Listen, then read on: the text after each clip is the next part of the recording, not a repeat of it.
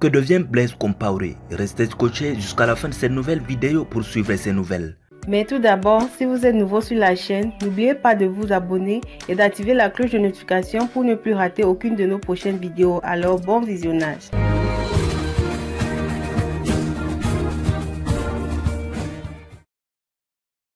Président du Burkina Faso de 1987 à 2014, Blaise Compaoré a été condamné par contumace à la prison à perpétuité pour sa participation à l'assassinat de son prédécesseur et ami proche Thomas Sankara, tué avec 12 de ses compagnons lors du coup d'État de 1987.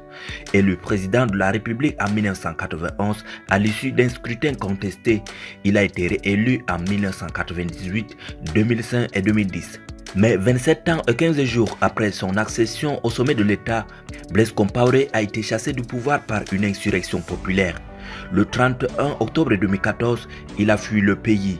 En exil en Côte d'Ivoire depuis sa chute, Blaise Compaoré est très affaibli.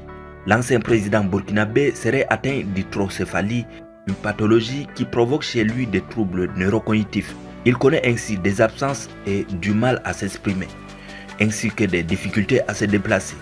À plusieurs reprises, il est annoncé mort par de nombreux médias sociaux, des informations qui se sont avérées fausses par la suite. Les réseaux sociaux colportent toutes sortes d'informations, les vraies comme les fausses, les plus anodines comme les plus terribles.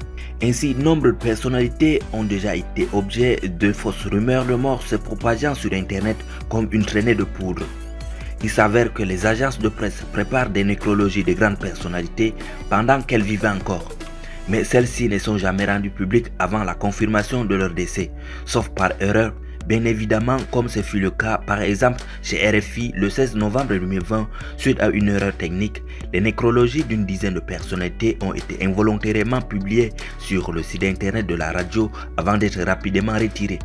Le retrait est suivi d'excuses pour publication involontaire de ces nécrologies, dont celle du président malien d'alors Ibrahim Boubacar Keïta, décédé le 16 janvier 2022, de l'ancien président sénégalais Abdoulaye Wade, encore en vie. Merci d'avoir été attentif à cette nouvelle vidéo. Veuillez nous laisser un like, un commentaire et surtout de vous abonner si vous découvrez la chaîne pour la première fois. À bientôt.